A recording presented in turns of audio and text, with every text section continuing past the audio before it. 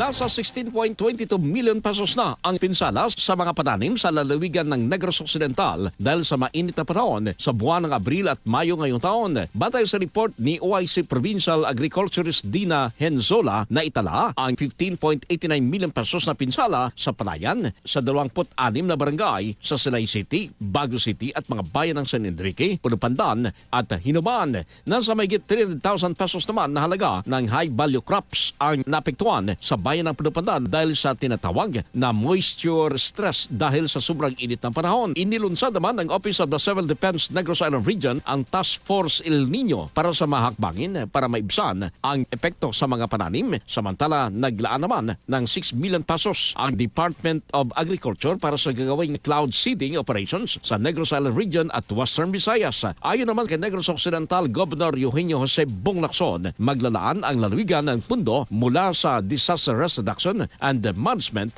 para itulong sa mga apektadong magsasaka. Kasama mo sa RMND YHB Bacolod. Radyoman Albert Hiner. Tatak Ramen. RMN Network News.